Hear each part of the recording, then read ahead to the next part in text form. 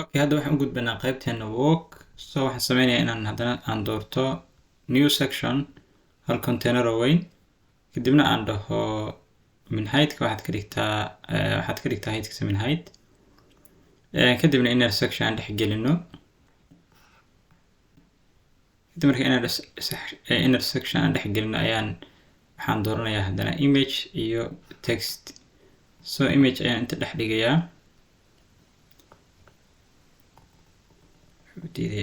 Okay, image baan inner section ayaan rabaa hadda meeshan inaan dhex geliyo. Inner section waan dhex geliyo marka image baan rabaa inaan dhex geliyo. Marka image baan soo qaadayaa. Gacanta iga dhacday. Okay, choose image baan leeyahay. Marka image-ka aan gelinayo waa image-kan. Okay, image-ka markaan saa u soo gelinay ayaan sidoo kale inta rabaa inaan text soo geliyo. Waxaan leeyahay marka heading. waxaan ku qorayaa marka textiga waxaan leeyahay koowaad waxa waaye or works, kadib waxaan leeyahay duplicate markaan dhaho ayaan kan kalena waxaan ku qorayaa text iska yar oo waxaan leeyahay introducing our work. text saasaan ugu qornaa. So markan haddaan style garayno aan dhahno kan stylekiisa aan ka dhigno color madow ah. Okay, fartan aan ka dhigno ilaa ama 39 camal. Okay, 39 baan dhaafayaa. So kan kale aan u tegayaa waxaan leeyahay kana fartiisa waxaad ka dhigtaa ama colorka waxaad ka dhigtaa color ah iska gray camal ah. Okay, color iska gray, color saas camal ah. Okay, marka sidoo kale waxaan leeyahay waxaad timaadaan middle san xoogaa uga soo yara kaxayno. Or top miyaan u daynaa? Okay, top inay top tahay baan filayaa inay top noo ahayd. Meesha u dambeysana waxaan ku haysanana waxa waaye marka waa text. So waxaan sameeyey aan tago text editor kadibna aan dhex tuuro inta text. So textigan hadda aad buu u yaryahay laakiin text badan ayaan soo koobiyey oo aan saas hadda ugu isgareynaya. So textigan waxaad sameyn kartaa inaad tagtid website-kan la dhaho Laura Epson. waa markii textiye fake ah waaye markaa waxaad sameyn kartaa inaad iska soo koobiyeysid textiyadan kadibna aad ku isticmaasho website-ka markaas, ama aad rabtid inaad wixii markaas wax cadaysi ahayn wixii markaas wax run ah wixii iska yihiin wax aad wax ku baranaysid inaad text fake iska sii gelisid hadaan waqti badan ay kaa qaadanaysid inaad text qori lahayd. Okay, kadib waxaan leeyahay marka update website-kan aan ku laabanaa. waxaan fiirinaa marka qaabku nagu soo baxay.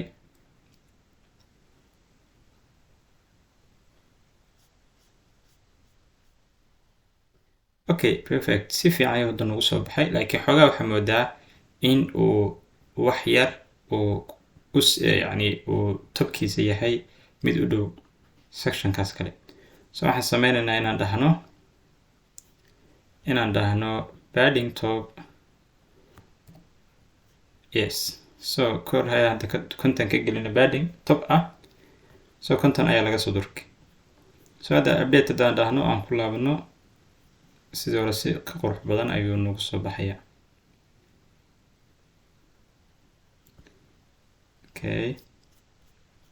Okay, perfect. So waxaa arkaysaa in saas nagu soo baxday oo top 15 padding top 50 uu ka soo degay. waxa kaloo haysan hadda waxa waaye aan ku xijinayna waxa waaye waa contact form keeni. si aan u sameyno contact form waxaan u baahanahay inaan la soo degno plugin ka loo yaqaan contact form 7.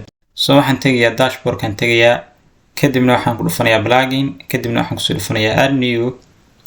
markaan add new ku soo dhufto ayaan inta waxaan ku qorayaa contact form 7. markaan ku qoro contact form 7 waa kana intuu iga soo baxay contact form 7. kadib waxaan leeyahay install baan leeyahay. install markaan dhaho waan sugayaa intuu iga soo baxayo kadib marka ii soo baxo activate baa haddana leeyahay activate markaan dhaho waa kana contact formkayga sana lagu soo daray sidoo kale haddaad dashboardka inta aad fiirisay meeshan waxaad arkaysaa in lagu soo daray contact so waxaan sameynaa inaan ku dhufto contact kadib markaan contact ku dhufto ayaan meeshan hoose ayaan ku soo dhufanayaa contact waxaa magaciisa la dhahaa contact form 1 so waxaan sameynaa meeshan hoose ay ku qoran tahay edit inaan ku soo dhufto edit markaan ku dhufto ayaan marka waxaan sameeyaa wax walba aan u baahnayn inaan ka deleedo ama waxaan markaas rabaa inaan ku soo daro so waxaan sameynayaa inaan had tusaale oo kale subject-igan uma baahnin inaan meesha ka bixino sidoo kale message-kan aan uma baahnin kaliya waxaan u baahanahay waa email iyo name so waxaan sameynayaa inaan dhaho save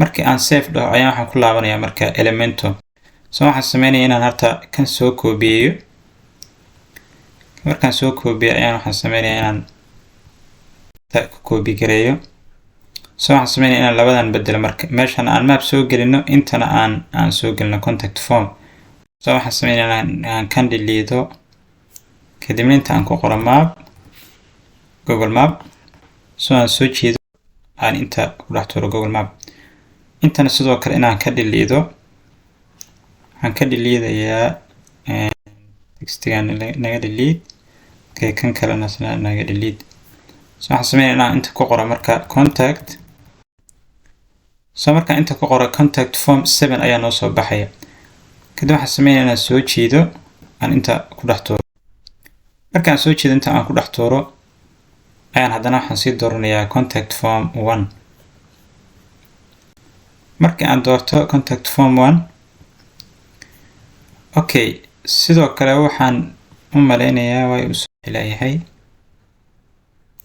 okay haddii aan ku laabano marka markii essential address aan soo xawilnaa waxaan u maleynayaa in aanu soo firin contact form so waxaan sameynayaa inaan elements ku dhufto kadibna aan fiiriyo inuu ii furan yahay contact form so waxaan sameynayaa inaan raadiyo contact form waa kana contact formka ayaa naga xiran waxaan sameynayaa inaan dhaho aan furo kadib inaan dhaho save markaan dhaho ayaan ku laabanayaa markaan inta ku laabto ayaan refresh leeyahay refresh markaan dhaho sugayaa marka intuu haddana refresh isku sameynayo Elementor-ka so waxaan sameynaynaa okay refresh aan wixii dhamto soo bilaabo okay dhib ma laha inaan dib u soo celin ayaan isku daynaa okay waxaan leeyahay copy kadibna waxaan leeyahay pass okay kadibna waxaan inta soo gelinaa marka map so Google Map soo jeed okay markaan Google Map soo jeedin intaan ku tuurno okay kuwan aska dhigna ayagana meesha ka wada bixina textigeena so inta waxaan ku qorayaa marka contact okay contact form 7 waa kana marka soo jeed markaan soo jeedna marka ayaan waxaan ku sii dhufanaa contact form 1 kadib markaan ku dhufano contact form waxa arkaysaa inuu si toos ah uu noogu soo baxay so waxaan sameynayaa marka hadda map waa haysanaa contactigana waa haysanaa update baan leeyahay update markaan dhaho ayaan page-kan tagayaa refresh ayaan leeyahay marka refresh markaan dhaho ayaan fiirinaynaa marka inuu noogu soo daray contact form okay waa kana waan soo daray oo sidaan u rabnay just waxaan sameynaynaa inaan sidoo kale aan advance inta tagno no margin top waxaad gelisaa okay sectionka aan doorto kaliya waxaan doortay waxaa ii doornaa contact form sectionkiisa waxaan sameynaa inaan sectionkaas kala doorto section weyn advance waan leeyahay kadib waxaan leeyahay top 50% okay so markaan 50% dhaho ayaan sidoo kale waxaan leeyahay update sidoo kale haddii aad rabtid inuu qabsado dhammaan hadda fiiri markii aan saa dhahno wuxuu haystaa waa yacni guest to guest ma haysto so haddii guest to guest rabtid inuu qabsado waxaad samayn kartaa in meesha ay ku qoran tahay contact with aad ku dhufatid full with marka anaga laakiin full width hadda nooma aha oo waxaad arkaysaa inuu noo yahay mid dhexdhexaad. So hadda saas ayaan ku samaysano contact form. hadda haddii aan refresh oo aan fiirino marka contact form keena. Okay. So hadda waxaan sameynaa waxa waaye waa contact form. waxa kaliya noo dhima waxa waaye marka inaan sameynaa footer.